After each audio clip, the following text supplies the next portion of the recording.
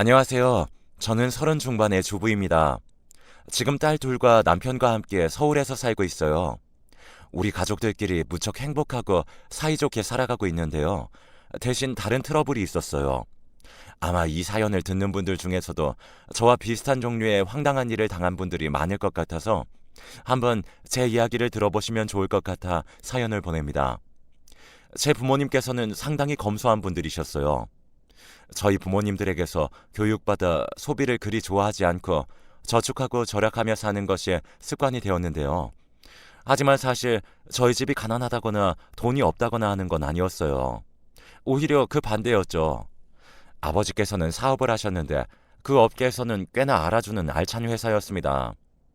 제조업이라서 대외적으로 이름이 드러나는 회사는 아니었지만 공장도 여러 개였고 운용도 잘하셔서 내실이 있고 탄탄한 중소기업이었죠. 어머니는 가정주부셨는데 집안 살림도 아껴가며 하셨고 저희들에게도 언제나 감사한 줄 알고 절약하며 살라고 말씀하셨어요. 저희는 그래서 어려서부터 절대 모자라지 않은 환경에서 자랐지만 겉으로 돈이 많다고 과소비를 하거나 과시를 하는 버릇은 들지 않고 자랐습니다. 공부도 꽤 잘한 편이라 대학도 잘 갔고 직장도 나쁘지 않았어요. 20대 중반에 직장에 취업했는데 그때 처음 지금의 남편을 만났죠. 남편은 조금 우유부단한 성격이었지만 워낙 부드럽고 다정한 사람이어서 끌렸습니다. 성실하기도 했고요. 그래서 그때부터 거의 3, 4년을 사귀었고 20 후반쯤 되었을 무렵 결혼을 결정했습니다. 지금도 그때가 생각나네요. 당시 결혼을 결정하고 양가 집안의 상견례를 잡는데 남편이 조금 난처한 듯이 말하는 겁니다. 우리 엄마가 좀 성격이 있으셔서 상견례할 때 무슨 이야기 듣더라도 너무 화내지 마. 아, 성격이 왜? 어떠신데? 좀 세셔. 다른 건 아니고 재수 씨한테도 가끔 말씀을 세게 하셔서 동생이 피곤하다고 하더라고요. 할 수 없지 뭐. 내가 중간에서 최대한 막아볼게. 그래도 남편은 솔직한 편이었어요. 남편의 동생, 그러니까 도련님은 이미 먼저 결혼한 상태였는데 동서에게도 꽤 여러 가지로 말씀이 많았던 모양이더라고요. 그래도 저는 남편이 좋아서 그 사람 하나만 보고 결혼하려는 거라 어느 정도면 참을 생각이었죠. 저는 시댁과 결혼하는 게 아니라 남편과 결혼해 가정을 이루려는 거였으니까요. 그래도 생각보다 상견례 현장은 부드럽게 지나갔습니다. 시부모님 되실 분들은 남편의 경고와는 달리 별다른 말씀이 없으셨어요. 남편이 미리 언지를 해두어서 긴장하고 있던 저도 다행이라 생각하고 한숨을 쉬었죠. 저희 부모님도 당연히 예의 바르게 말씀하셨고요. 그런데 상견례 자리가 끝나갈 무렵 시어머니가 말씀하시더라고요.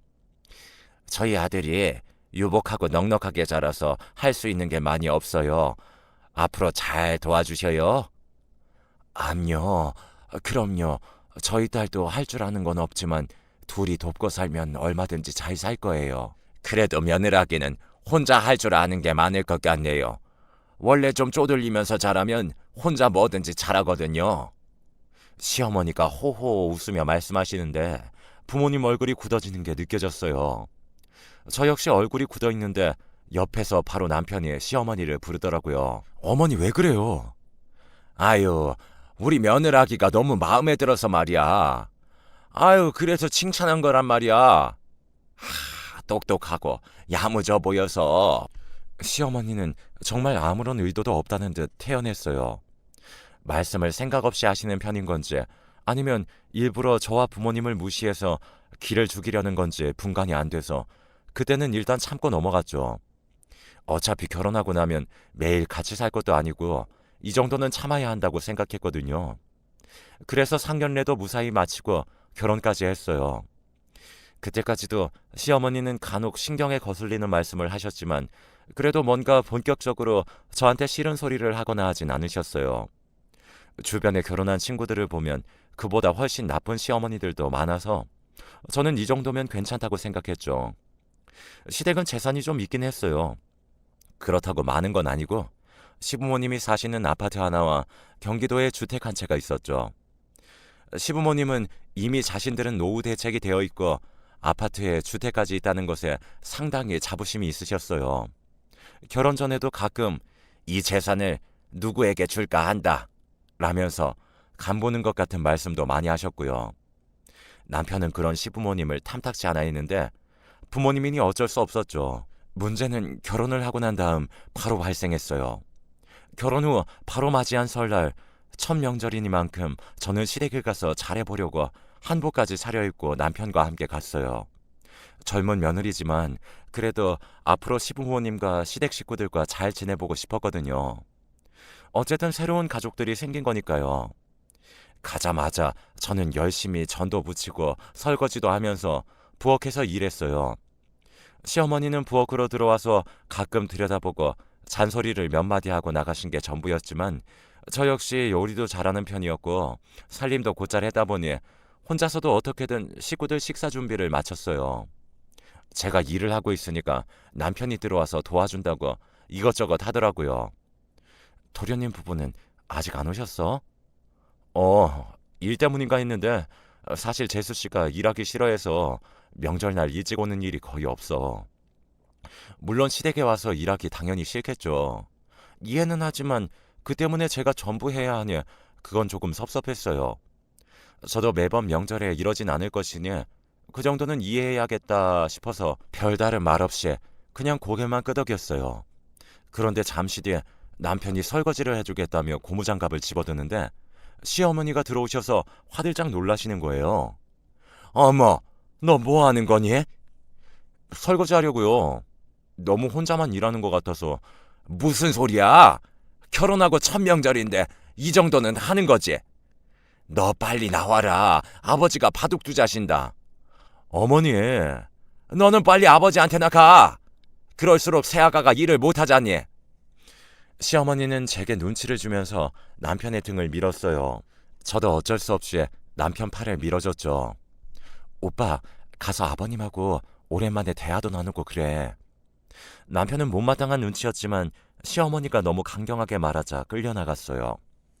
어떻게든 식사 준비가 끝나고 저는 갈비며 잡채며 준비한 음식들을 전부 거실에 놓인 상으로 내어갔어요. 허리가 끊어질 것 같았죠. 저희 두 사람이 먹던 걸 준비하는 것과 시부모님, 저희 도련님 부부까지 총 6명이 먹을 식사를 준비하는 건 차원이 달랐어요. 허리가 아파서 제대로 펴지도 못하고 식탁을 다 차렸는데 그제서야 벨이 울리고 도련님네 부부가 들어오더라고요. 동서는 손에 싸구려 식품 선물 세트 하나를 들고 들어와서 마루에 놓더니 시부모님께 살랑거리면서 인사했어요. 그리고 제 쪽을 보고서는 싱긋 웃는데 뭔가 기분이 좋지 않더군요. 어머, 형님 먼저 오셨구나. 몰랐어요. 동서는 쪼르르 식탁 앞으로 달려가서 앉고서 자기 남편도 불러서 같이 앉았죠. 저는 그때도 계속 음식을 나르고 있었어요. 화가 났지만 일단 저는 결혼한 지 얼마 안 된 진짜 새색시라 동서한테 뭐라고 할 정신이 있지 않았기에 먼저 이번 명절부터 치르고 보자 했어요. 시부모님도 자리에 앉은 뒤 식사가 시작되었지만 저는 뒷마무리를 하느라 시간이 좀 지나서야 앉아서 한술 뜰 수 있었죠. 남편이 얼른 먹으라고 부르지 않았다면 그조차도 더 늦어졌을지 몰라요. 그때 시어머니가 그러시더군요. 이번에 집값이 많이 올라다더구나. 네, 어머니. 부천에 있는지 말씀하시는 거죠? 밥만 먹고 있던 동서가 재빨리 대답했어요. 시어머니는 뿌듯한 얼굴로 이어 말씀하셨습니다. 그래, 이번에 거의 1배 반이 올랐어. 우와, 축하드려요. 집값 진짜 비싼데 어머님 아버님이 워낙 잘 버시고 관리도 잘하셔서 집이 2채나 있으시니 아유, 무슨 운이 좋은 거지. 시어머니가 기분 좋다는 듯이 웃었어요. 동서가 약삭 빠르게 아부하는 걸 보면서도 저는 별말 없이 숟가락만 움직였어요. 너무 지쳐서 아예 뭔가 말할 힘도 없었거든요. 우리가 재산 있어 뭐 하겠니? 결국은 너희한테 가는 거지. 사실 너희는 딱 형제들이고 하니 이걸 너희들한테 줘야 하는데 어머님, 무슨 그런 말씀을 하세요. 어머님 재산인데요. 그래, 네 아버지랑 내 자산이니까 우리한테 잘하는 자식한테 줘야 하지 않겠니? 시어머니가 짐짓 그렇게 말씀하시자 약삭 빠른 동서가 운을 띄었어요. 동서는 큰 갈비대 하나를 얼른 국물에 적셔서 부모님 그릇에 놓아드리며 속삭거렸죠. 어머, 어머님, 전 재산 탐 안 나요. 그냥 우리 그이 부모님은 제 부모님이나 마찬가지여서 항상 좋은 것뿐이죠. 예. 아유, 말은 잘한다. 어? 정말이에요. 제가 그간 유일한 며느리라고 하신 거 잊으신 거 아니죠? 물론 어머니께서 너무 최고의 시어머니이시기도 했지만요. 동서가 까르르 웃으면서 어머님한테 계속 아부했어요. 도련님도 재산 이야기에 솔깃했는지 허기짐을 하면서 말을 했고요.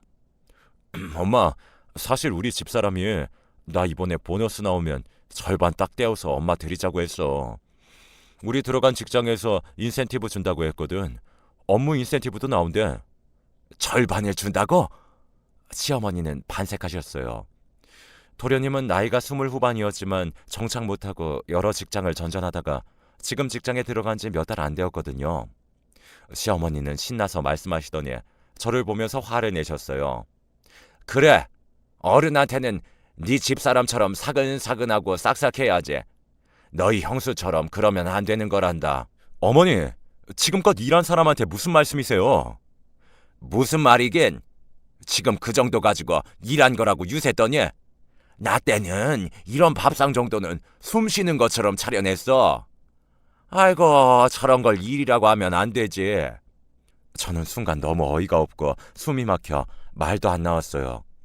기껏 차려놓은 밥상에서 식사를 하면서 한다는 말이 저런 거라뇨. 거기다 솜씨가 어쩜 이러니? 갈비가 너무 덜 끓어서 질기잖아. 잡채는 짜고. 제가 할 걸 그랬어요. 어머니, 제가 음식은 좀 잘하는데. 그래, 네가 음식을 더 잘하긴 한다. 세기는 그리 잘 사는 집에서 자란 것도 아닌 애가 요리를 어쩜 이렇게 못하니? 시어머니는 혀를 차면서 고개를 저으셨어요. 저는 어처구니가 없었지만 결혼한 지 몇 달 되지도 않았는데 첫 명절에 목소리 높여 싸우기도 싫어서 그냥 입만 다물었죠. 사실 너무 일을 해서 지친 상태라 대꾸할 힘도 없었던 게 맞아요. 남편도 다소 불쾌한 얼굴이었지만 꾹 참는 게 느껴졌어요. 한 소리 더 하려던 것을 제가 손을 잡아서 말린 것도 있었지만요. 식사 후 당연히 자고 가는 거라고 혼내려고 하시는 시부모님을 무시하고 남편이 제 손을 잡고 시댁을 나왔어요. 돌아오는 길에 남편이 머뭇거리면서 사과하더라고요. 미안해. 내가 못 막아줬네. 아니야. 오빠 잘 참았어. 첫 명절인데 뭘 어떻게 더해. 일도 혼자서만 하고. 하여간 어머니가 저러신다니까. 원래 재수 씨한테 말씀을 저렇게 하셨는데 자기 들어오고 나니까 자기한테 그러네. 좀 참으면 안 그러시겠지. 그러길 바래야지. 저는 한숨만 쉬면서 창문에 기댔어요. 그래도 저는 가족들과 사이좋게 지냈고 이왕 서로 인연을 맺었다면 계속 좋은 사이로 발전하고 싶었거든요. 처음엔 저를 싫어하셨지만 의외로 나중에는 좋은 면을 보여주실 수도 있을 거라고 생각했어요. 그런데 일은 다음 달에 터졌어요. 어머님 생신이 20일이라고? 그날 다 같이 저녁 먹자고 하시네. 어떡하지? 딱 그날 중요한 프로젝트 때문에 거의 밤새야 하는데 그때 딱 프로젝트 시작 직전이라 빼지도 못하는데. 명절 다음 날에 시어머니 생신이 있는 날이었어요. 어머님은 그날 꼭 같이 온 식구가 모여서 밥을 먹어야 한다고 하셨는데 하필 그 주에 직장에서 프로젝트가 시작되었죠. 저는 결혼을 했지만 직장의 커리어도 놓치고 싶지 않았고 제가 맡은 가장 중요한 프로젝트 중 하나였어요.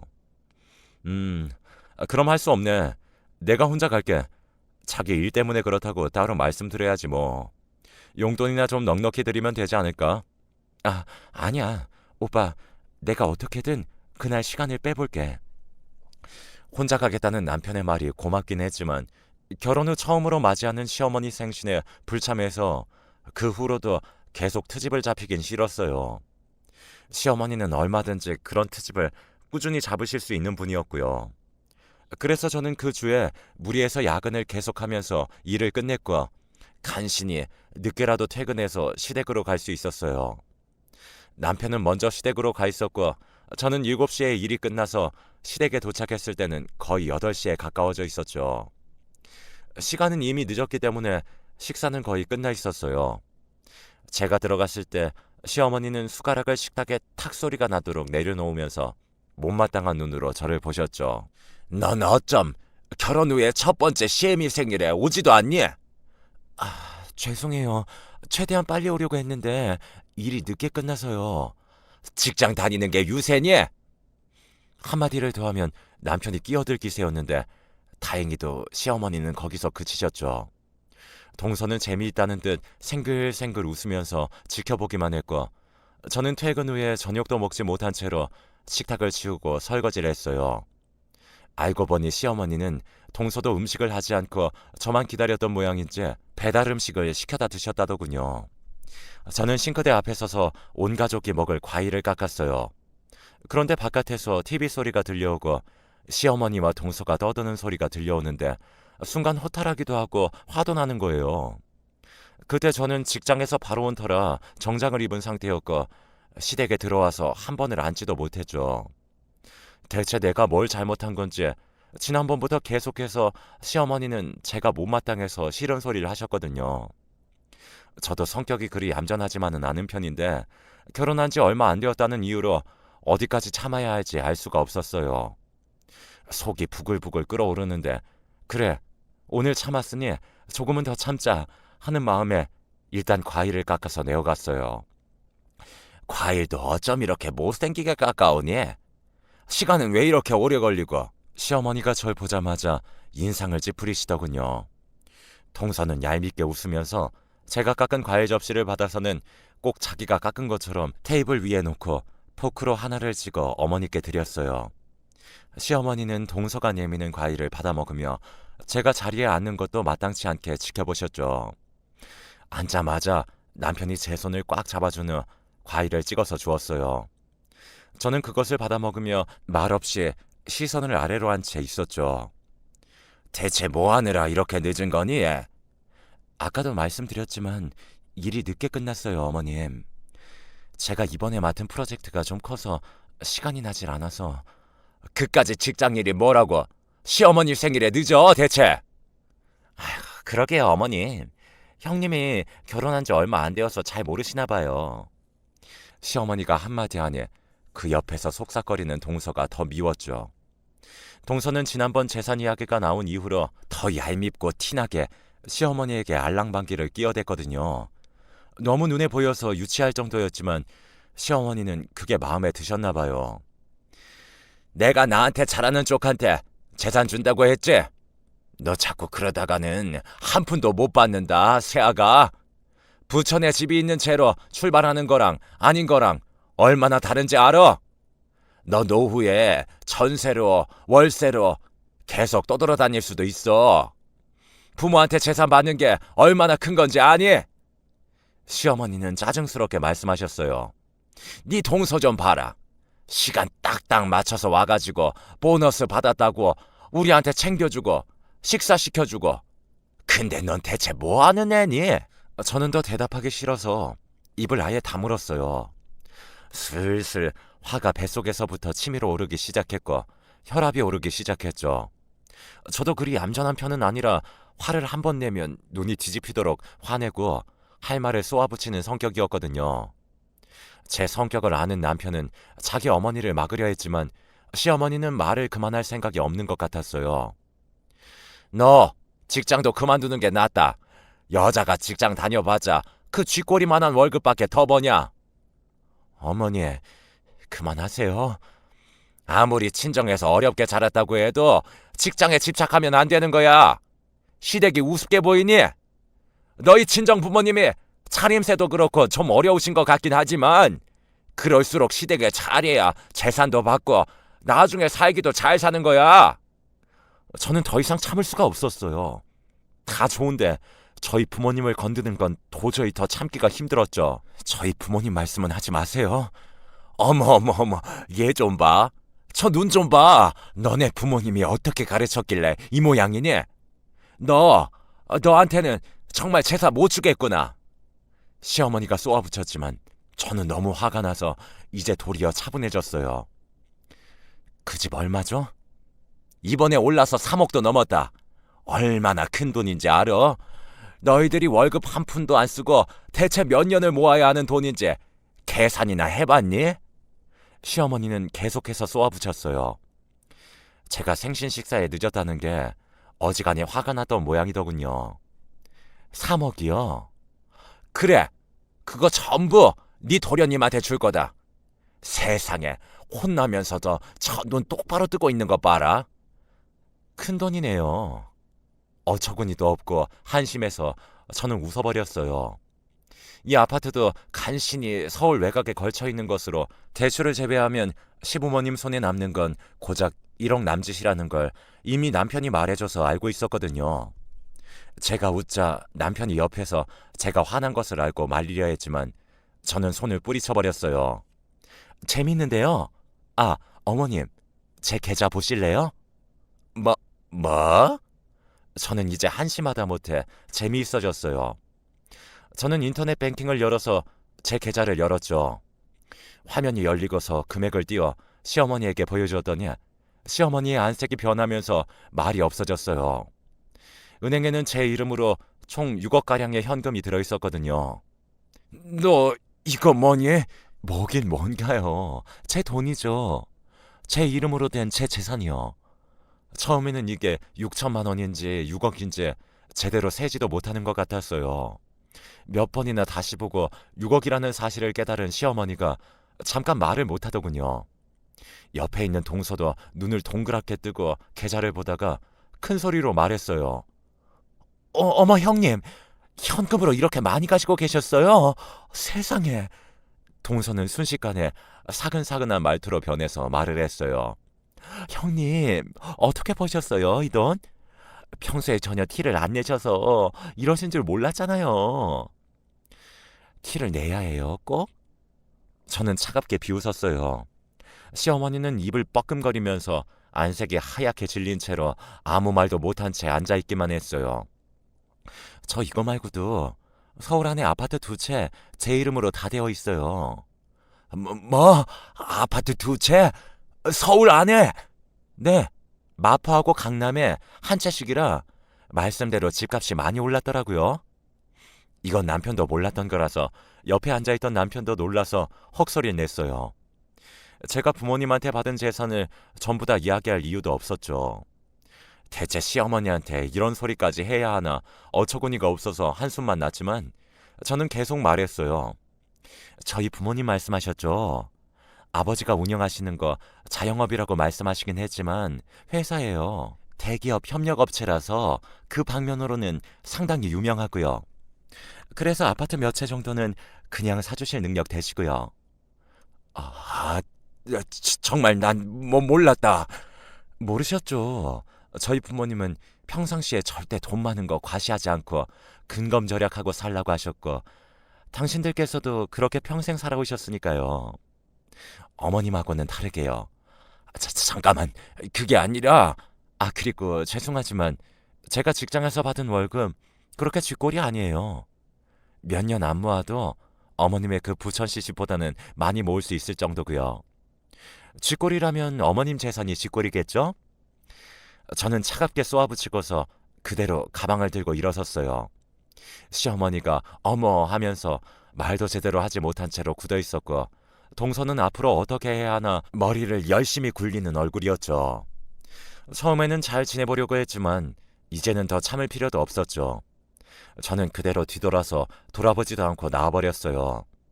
남편도 급히 저를 쫓아나왔고 뒤에서는 어머님이 뭐라 하는 소리가 들려왔지만 신경도 쓰지 않았죠. 정말 화가 너무 나서 쏘아붙였지만 후회는 없어요. 제가 참을 수 있는 데까지 참았지만 친정 부모님까지 건드리는 건 너무나 선을 넘었으니까요. 그리고 그 이후로 저는 아예 시댁에 가지 않았어요. 그 직후 시부모님한테 전화 연락이 불이 나도록 오긴 했지만 하나도 받지 않았고 저도 전화하지 않았어요. 남편한테 연락은 하시는 모양이지만 남편도 심드렁했죠. 항상 어머님의 그런 면을 못마땅해 했으니까요. 시댁에 가든 말든 뭘 하든 남편은 항상 아무런 말도 하지 않고 제 행동을 수긍해줬죠. 결혼 후 1년이 지난 뒤 아기가 태어났지만 이번 추석에도 가지 않았어요. 동서는 그 후 저한테만 잘 보이려고 노력하더군요. 어떻게 돈이라도 제게 빌려보려고 열심히 아부하고 입을 털었는데 저는 동서하는 거 보고 돈을 빌려줄지 말지 결정하겠다고 대놓고 말했어요. 하지만 당연히 행동은 무슨 별 생각도 없이 빌려주지 않을 생각이에요.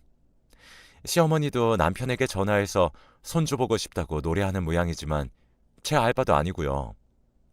재산을 가지고 자식들을 휘어잡으려는 부모가 있죠. 저도 그런 것은 말로만 들었는데 정말 제 이야기가 될 줄은 몰랐어요. 친자식이든 아니면 사위나 며느리이든 서로에게 대하는 것은 재산이 아니어야 한다고 생각해요.